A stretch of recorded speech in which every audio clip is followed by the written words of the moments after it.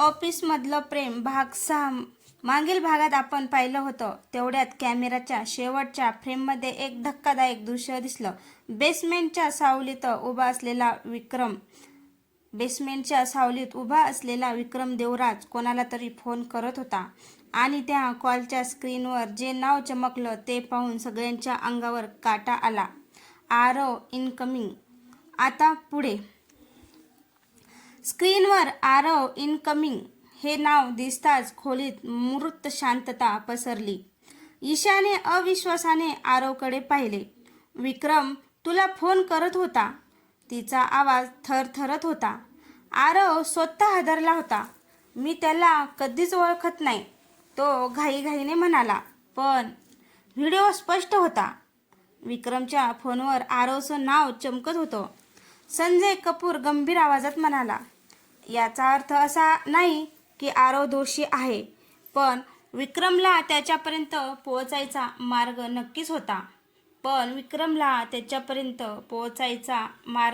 नक्कीच होता. रोहनने व्हिडिओ पुन्हा रिवाइंड केला. त्यात वेळ दिसत होती विजय देशमुखाच्या मृत्यूच्या काही मिनिटं आधी. तेवढ्यात आरवच्या वडिलांच्या चेहऱ्यावर धक्का उमटला. थांबा, त्या दिवशी आरवचा फोन हरवला होता, ते म्हणाले. आरवला अचानक आठवलं. हो, कॉलेजमधून परतताना माझा फोन चोरीला गेला होता. संजयने टेबलावर हात आपटला. म्हणजे विक्रमने तुझा नंबर वापरून खोटी ओळख तयार केली. ईशाच्या डोळ्यात अश्रू आले. तिने आरवचा हात पकडला. मला माहिती होतं तू असं काही करूच शकत नाहीस. आरव शांत झाला, पण त्या क्षणी लॅपटॉपवर एक नवीन नोटिफिकेशन चमकलं. Hide audio record. रोहनने फाईल उघडली. ऑडिओमध्ये विजय देशमुखांचा आवाज ऐकू आला.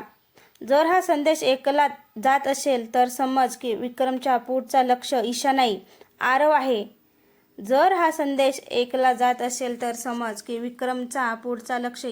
आरव आहे. सगळे स्तब्ध झाले. ऑडिओ पुढे म्हणत होता. कारण आरवकडे नकळत अशी गोष्ट आहे जी विक्रमचं संपूर्ण साम्राज्य एका क्षणात कोसळू शकते. आरवने घाबरून विचारलं, माझ्याकडे? पण काय? तेवढ्यात ईशाला अचानक काहीतरी आठवलं. तिने आरवच्या गळ्यातील जुनं पेंडंट पाहिलं. तेच पेंडंट जे त्याने लहानपणापासून कधीही काढलं नव्हतं. ईशा थरथरत म्हणाली. आरव, तुझ्या पेंडंटच्या आत काय आहे? ईशाने आरवच्या गळ्यातील पेंडंट कडे पाहताच सगळ्यांची नजर त्याच्यावर खिळली. आरव गोंधळला. हे तर माझ्या आईने लहानपणी घातलं होतं. मी कधी उघडलंच नाही. त्याने थरथरत्या हाताने पेंडंट काढलं. मागच्या बाजूला एक अतिशय लहान लॉक होतं. आरवचे वडील ते पाहताच दचकले. हे साधं पेंडंट नाही, हे विजयने मला दिलं होतं. खोलीत शांतता पसरली. आरवने लॉक उघडलं. आत एक अतिशय छोटा मेमरी चिप लपवलेला होता. रोहनने तो लॅपटॉपला जोडला आणि सेकंदाने एक फाईल उघडली. Project Phoenix. स्क्रीनवर विक्रम देवराज, चेअरमन आणि काही आंतरराष्ट्रीय इन्व्हेस्टर यांचे डॉक्युमेंट दिसू लागले. त्यात अकाउंट्स, ब्लॅक मनी आणि मेहता ग्रुपचा गुप्त टेकओव्हर प्लॅन होता. ईशाच्या डोळ्यात धक्का उमटला. म्हणजे बाबांनी हा पुरावा पेंडंटमध्ये लपवला होता. आरवचे वडील हळू आवाजात म्हणाले. हो, आणि तो पुरावा सुरक्षित राहावा म्हणून त्यांनी तो तुझ्या गळ्यात घातला. आरव स्तब्ध झाला. इतके वर्ष तो नकळत विक्रमच्या साम्राज्याचा सर्वात मोठा पुरावा घेऊन फिरत होता. तेवढ्यात लॅपटॉपवर एक ऑडिओ प्ले व्हिडिओ सुरू झाला. विजय देशमुख कॅमेराकडे पाहत म्हणत होते. आरव, जर तू हा संदेश पाहत असशील तर समज की मी तुझ्यावर माझ्या मुलीसारखाच विश्वास ठेवला होता. तू आणि ईशा एकत्र असाल तर सत्य कोणालाही थांबवता येणार नाही. ईशाच्या डोळ्यात अश्रू आले. तिने आरवचा हात घट्ट पकडला. पण पुढच्या क्षणी लॅपटॉपची स्क्रीन लाल झाली. रोहन घाबरून ओरडला. कोणीतरी आपल्या सिस्टममध्ये घुसलंय. स्क्रीनवर विक्रमचा लाईव्ह चेहरा दिसू लागला. तो थंड हसत म्हणाला. पॅन्ड्रव टेप फाईल काहीच महत्त्वाचं नाही. खरा पुरावा आता माझ्या हातात येणार आहे, कारण मला माहिती आहे तुम्ही कुठे आहात. स्क्रीनवर विक्रमचा लावी चेहरा दिसताच सगळ्यांच्या अंगावर काटा आला. तो थंड हसत म्हणाला, तुम्हाला वाटतं तुम्ही जिंकलात? मी तुमच्या प्रत्येक हालचालीवर नजर ठेवून आहे. रोहनने घाईघाईने इंटरनेट तोडण्याचा प्रयत्न केला, पण लॅपटॉप स्वतःच रिस्टार्ट होऊ लागला. ईशा आरवच्या जवळ सरकली. तिचे हात थरथरत होते, पण ती हार मानायला तयार नव्हती. विक्रम पुढे म्हणाला, आरवच्या पेंडांमधला चिप माझ्या आयुष्याचा सर्वात मोठा धोका आहे आणि तो पुरावा कोर्टात पोहोचण्याआधी मला परत मिळवायचा आहे. तेवढ्या स्क्रीनवर त्यांच्या घराचा लाईव्ह CCTV फीड दिसू लागला. बाहेर काळ्या गाड्या आणि सशस्त्र लोक घराला वेढा घालत होते. आरवचे वडील गंभीर आवाजात म्हणाले, तो आपल्याला जिवंत पकडू इच्छितो.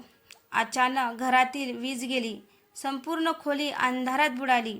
फक्त लॅपटॉपच्या स्क्रीनवर विक्रमचा चेहरा चमकत होता. तो हळू आवाजात म्हणाला, 10 मिनिटात दार उघडलं नाही तर मी आत येईल. ईशाचा श्वास अडकला. आरवने तिचा हात घट्ट पकडला आणि म्हणाला, काहीही झालं तरी मी तुला एकटी सोडणार नाही.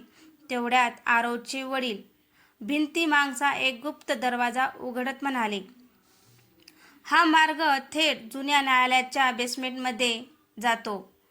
विजयने हेच ठिकाण शेवटच्या क्षणी निवडलं होतं. चौघेही अंधारात त्या मार्गाने खाली उतरू लागले. मागून दार फोडल्याचा जोरदार आवाज आला. ते बेसमेंटमध्ये पोहोचले तर तिथे धुळीने झाकलेले एक जुनं एव्हिडन्स लॉकर होतं. लॉकरवर विजय देशमुखाच्या हस्ताक्षरात एकच ओळ लिहिलेली होती, जर तुम्ही इथपर्यंत पोहोचला असाल तर अंतिम सत्य या लॉकरमध्ये आहे, पण ते उघडताच कोणीतरी कायमचं सर्व काही गमावेल. एव्हिडन्स लॉकर समोर उभं राहिल्यावर चौघांच्याही श्वासाचा आवाज ऐकू येत होता. बाहेर कुठेतरी गोळ्यांचे आणि धावपळींचे आवाज घुमत होते. ईशाने लॉकरवरील विजय देशमुखांची ओळ पुन्हा वाचली. ते उघडताच कोणीतरी कायमचं सर्व काही गमावेल. तिचे हात थरथरत होते. आरवने शांतपणे तिच्या खांद्यावर हात ठेवला. आपण इथपर्यंत आलो आहोत. आता मागे फिरणं म्हणजे तुझ्या बाबांचं बलिदान व्यर्थ ठरेल. रोहनने लॉकरचा कोड तपासला. आश्चर्य म्हणजे तोच कोड होता जो विजय नेहमी वापरत असत. 2107. लॉकर उघडताच आत एक जुना क्राऊन स्टॅम्प आणि एक लहान ऑडिओ रेकॉर्डर दिसला. ईशाने पहिल्याच पानावर मोठ्या अक्षरात लिहिलं होतं, लीगल. आरवचे वडील ते पाहता स्तब्ध झाले. दस्तऐवजात स्पष्ट लिहिलं होतं की विजय देशमुखांनी आपल्या मृत्यूपूर्वी एक गुप्त कायदेशीर निर्णय घेतला होता. ईशाच्या सुरक्षिततेची आणि तिच्या वारशांची जबाबदारी त्यांनी आरवच्या कुटुंबाकडे सोपवली होती. ईशाच्या डोळ्यात अश्रू दाटले. म्हणजे बाबा आपल्याला आधीपासून जोडून ठेवू इच्छित होते. ती कुजबुजली. तेवढ्यात रोहनने ऑडिओ रेकॉर्डर सुरू केला. विजयचा थकलेला पण ठाम आवाज ऐकू आला, जर विक्रमला हा लॉकर सापडला तर तो फक्त कंपनी नाही तर ईशाचा वारसाही ताब्यात घेईल. म्हणून एक गोष्ट लक्षात ठेवा, अंतिम पुरावा दस्तऐवजात नाही तर त्या व्यक्तीच्या नावात आहे, ज्याने माझ्यावर शेवटच्या क्षणी विश्वास ठेवला. रेकॉर्डर अचानक थांबला. सगळे एकमेकांकडे पाहू लागले. ईशा हळू आवाजात म्हणाली, त्या व्यक्तीचं नाव कोणाचं आहे? त्या क्षणी लॉकरच्या आतल्या बाजूला एक लपलेली पाटी सरकली. आत फक्त एकच नाव कोरलेलं होतं, आरव देशमुख. लॉकरच्या आत आरव देशमुख हे नाव पाहताच सगळे स्तब्ध झाले. ईशाच्या हातातून दस्तऐवज खाली पडला. आरव, तुझं आडनाव? ती थरथरत विचारू लागली. आरव स्वतः हादरला होता. मी तर नेहमी फक्त आरव मेहता म्हणून ओळखला गेलो. आरवचे वडील डोळे मिटून काही क्षण शांत राहिले आणि मग हळू आवाजात म्हणाले, कारण सत्य लपवणं आवश्यक होतं. ईशाच्या डोळ्यात धक्का उमटला. म्हणजे आरवचं खरं नाव? त्यांनी मान हलवली. आरव देशमुख. खोलीत मृत शांतता पसरली. आरव मागे सरकला. नाही, हे कसं शक्य आहे? त्याचे वडील थरथरत म्हणाले.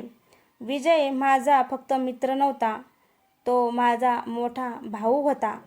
ईशाचा श्वास अडकला. त्यांनी पुढे सांगितलं की घोटाळ्यानंतर विक्रमने देशमुख कुटुंबाला संपवण्याची शपथ घेतली होती. त्यामुळे लहान आरवला मेहता कुटुंबाच्या नावाने वाढवण्यात आलं, जेणेकरून विक्रमला त्याची खरी ओळख कधीच कळू नये.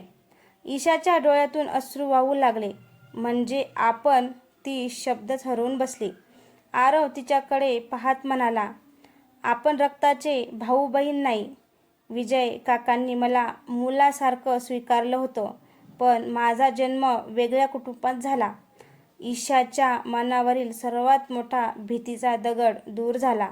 पण त्या क्षणी तिला जाणवलं, विजय देशमुखांनी त्याच्या प्रेमाचं रक्षण करण्यासाठी हे सत्य लपवलं होतं.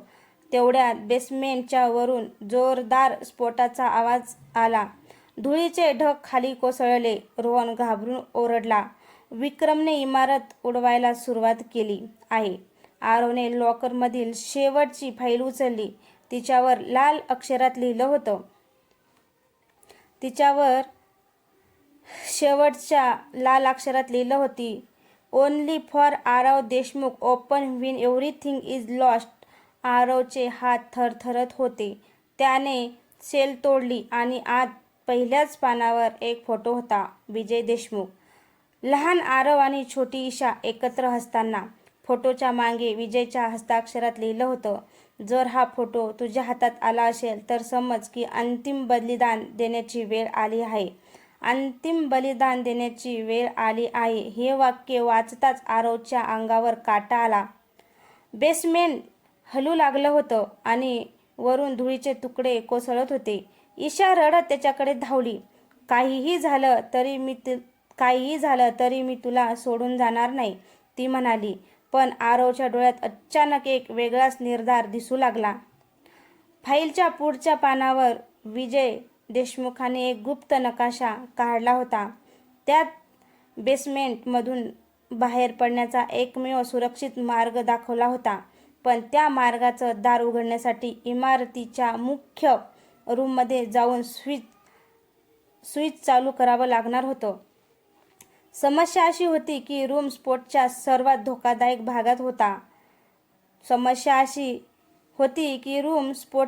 सर्वात धोकादायक भागात होता. रोहन घाबरून म्हणाला, तिथे जाणं म्हणजे मृत्यूला निमंत्रण आहे. आरवचे वडील पुढे झाले. मी जातो, ते म्हणाले. पण आरवने त्यांना थांबवलं.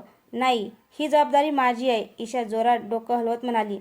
आरव नाही, मी तुला पुन्हा गमावू शकत नाही. आरवने तिचे अश्रू पुसले आणि हलकासा हसला. तुझ्या बाबांनी आपल्यासाठी आयुष्य दिलं. आज जर मी घाबरलो तर त्यांच्या विश्वासाला न्याय देऊ शकणार नाही. त्याने पेंडंट ईशाच्या हातात ठेवलं. हे जप, यात आपल्या सगळ्यांच्या भविष्यासाठी पुरावा आहे. चा एक भाग कोसळला. वेळ संपत चालली होती. आरव रूमकडे धावू लागला. ईशा त्याच्या मागे ओरडत होती, पण तो थांबला नाही. धुराने भरलेल्या कॉरिडॉरमधून जाताना त्याला विजय देशमुखांचे शब्द आठवत होते,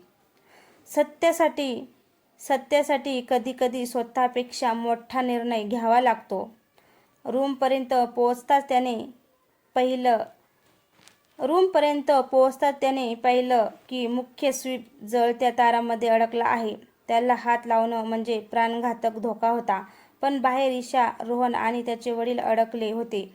आरवने खोल श्वास घेतला आणि स्विच पकडण्यासाठी हात पुढे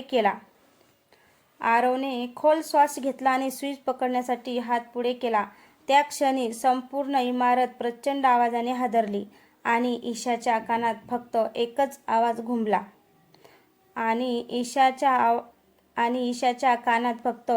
आवाज घुमला. आरव. तर मित्रांनो, ऑफिसमधलं प्रेम भाग 6 तुम्हाला कसा वाटला कमेंट करून नक्की सांगा. आणि हो, आपल्या चॅनलवर कोणी नवीन असेल तर चॅनलला सबस्क्राईब करा, जेणेकरून माझी प्रत्येक येणारी कथा तुमच्यापर्यंत पोहोचू शकेल.